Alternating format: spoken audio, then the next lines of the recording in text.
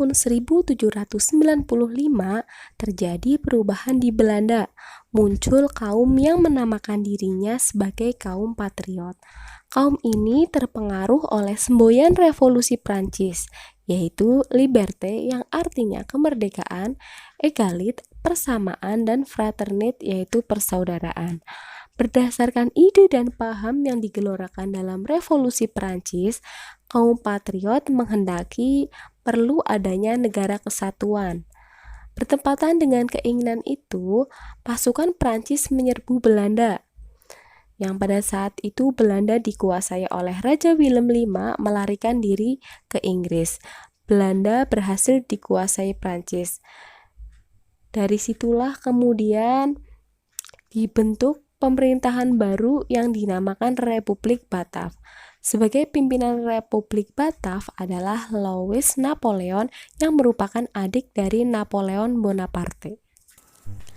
Raja Willem V mengirimkan surat Kew yang isinya agar pemerintah Belanda menyerahkan wilayahnya kepada Inggris bukan pada Prancis.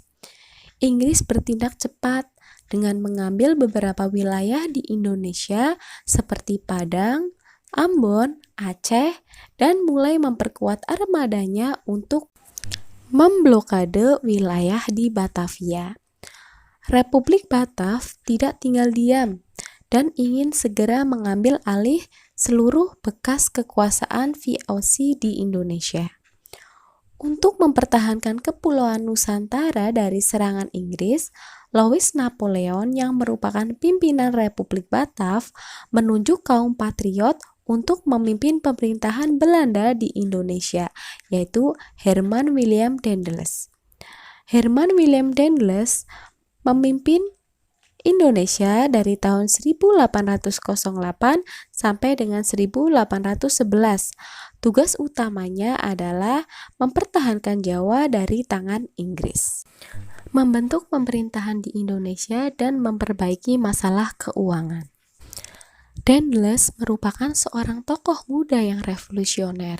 Selama masa pemerintahannya dari tahun 1808 sampai dengan 1811, Daendels telah banyak mengeluarkan kebijakan dalam bidang pertahanan dan keamanan, politik dan pemerintahan, peradilan, dan sosial ekonomi. Kita bahas satu-satu ya kebijakan yang dilakukan oleh Daendels. Yang pertama adalah kebijakan dalam bidang pertahanan dan keamanan, yaitu membangun jalan dari Anyer sampai Panarukan sejauh 1.100 km. Yang kedua adalah membangun benteng pertahanan baru yaitu Master Cornelis. Selanjutnya menambah personil kekuatan perang menjadi 18.000. Membentuk Legiun Mangkunegara dan membangun pelabuhan militer di Ujung Kulon, Merak, dan Surabaya. Akibat kebijakan dalam bidang pertahanan dan keamanan, merubah citra Daendels di mata rakyat. Daendels yang awalnya dianggap sebagai pemimpin muda yang revolusioner dan demokratis berubah menjadi pemimpin yang diktator, apalagi setelah melakukan pembangunan jalan raya dari Anyer sampai dengan Panarukan. Yang kedua adalah kebijakan politik dan pemerintahan. Yang pertama, membagi Pulau Jawa menjadi 23 karsidenan. Yang kedua, para bupati diangkat menjadi pegawai pemerintah kolonial yang digaji. Yang ketiga, membatasi kekuasaan raja. Yang keempat, merombak Provinsi Jawa Pantai Timur menjadi 5 prefektur dan 38 kabupaten. Yang kelima adalah menghilangkan kerajaan Cirebon dan Banten. Selanjutnya adalah kebijakan dalam bidang peradilan, yaitu membentuk 3 jenis peradilan. Yang pertama adalah untuk orang Eropa, yang kedua untuk orang Timur Asing, dan yang ketiga adalah untuk orang pribumi. Selain itu juga Daendels membuat kebijakan yaitu memberantas korupsi tanpa pandang bulu. Selanjutnya kebijakan Daendels dalam bidang sosial dan ekonomi. Yang pertama adalah melakukan pemungutan pajak terhadap swasta, mengeluarkan uang kertas, meningkatkan tanaman yang laku di pasaran internasional, melakukan penjualan kepada pihak swasta, dan penyerahan wajib hasil pertanian. Semua kebijakan Daendels dalam bidang sosial dan ekonomi bertujuan untuk memperbaiki keuangan Belanda akibat kerugian VOC. Masa pemerintahan Daendels berlangsung selama 3 tahun. Dalam masa pemerintahannya, sering memaksakan kehendak, kemudian tidak segan memberikan hukuman berat. Kesalahan terbesar yang dilakukan oleh Daendels adalah menjual tanah kepada swasta dan hasilnya digunakan untuk memperkaya diri sendiri. Akibatnya, Daendels ditarik dari jabatannya sebagai gubernur jenderal. Setelah Daendels turun jabatan, kemudian Louis Napoleon menunjuk Jan Willem Jansen sebagai pengganti Daendels di Indonesia. Jansen merupakan politikus Belanda yang sebelumnya menjabat sebagai gubernur jenderal di Afrika Selatan. Kemudian pada tahun 1806,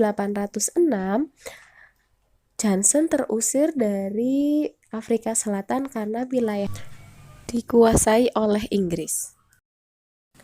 Jansen mulai berkuasa di Indonesia tahun 1811.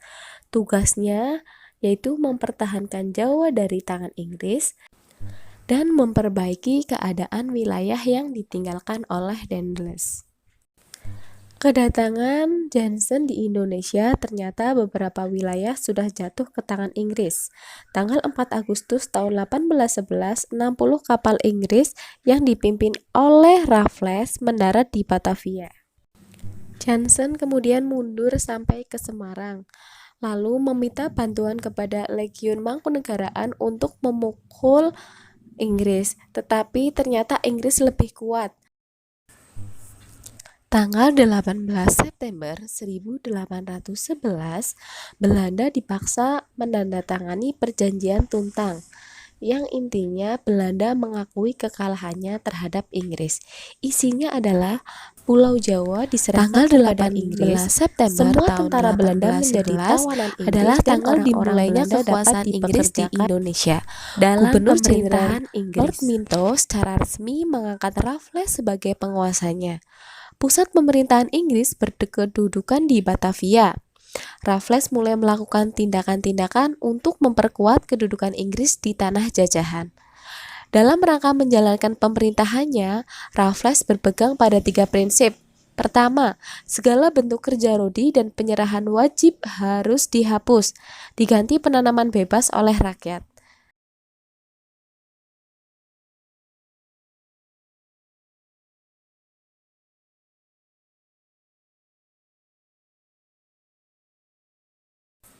Kedua, peranan para bupati sebagai pemungut pajak dihapuskan. Ketiga, dasar pandangan bahwa tanah itu milik pemerintah, maka rakyat penggarap dianggap sebagai penyewa.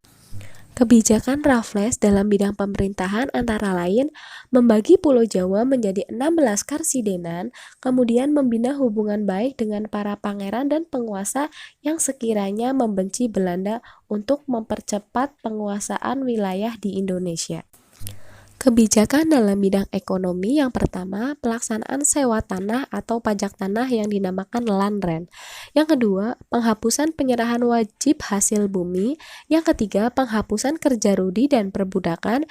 Yang keempat, penghapusan sistem monopoli. Dan yang kelima adalah peletakan desa sebagai unit administrasi penjajahan. Dalam bidang peradilan, Raffles membagi peradilan menjadi 3 yang berdasarkan pada besar kecilnya kesalahan, berbeda dengan Daendels yang berorientasi pada warna kulit. Yang pertama adalah Court of Justice, yang kedua Court of Request, dan yang ketiga adalah Police of Magistrate. Dalam bidang pendidikan dan kebudayaan, Raffles menyelidiki flora dan fauna di Indonesia, meneliti peninggalan-peninggalan kuno seperti Candi Borobudur dan Prambanan. Kemudian, hasil penelitiannya tentang Pulau Jawa dituliskan dalam sebuah buku berjudul History of Java atau Sejarah Pulau Jawa. Kemudian, Ditulis buku berjudul History of East Indian Archipelago di Edinburgh tahun 1820. Raffles juga aktif mendukung Batavia Genootschap, sebuah perkumpulan kebudayaan dan ilmu pengetahuan. Selain itu juga ditemukannya bunga Rafflesia arnoldi dan dirintesnya Kebun Raya Bogor. Tahun 1816, Raffles mengakhiri pemerintahannya di Indonesia. Pemerintah Inggris sebenarnya telah menunjuk John Vendal untuk menggantikan Raffles, tetapi kemudian pada tahun 1816 diadakan konvensi London. Salah satunya isinya adalah Inggris harus mengembalikan tanah jajahan Hindia kepada Belanda. Demikian pada tahun 1816 Kepulauan Nusantara kembali dikuasai oleh Belanda. Setelah wilayah Indonesia kembali ke tangan Belanda, tanah jajahan Indonesia diperintah oleh badan baru yang diberi nama Komisaris Jenderal. Komisaris Jenderal ini dibentuk oleh Pangeran Willem VI yang terdiri atas 3 orang.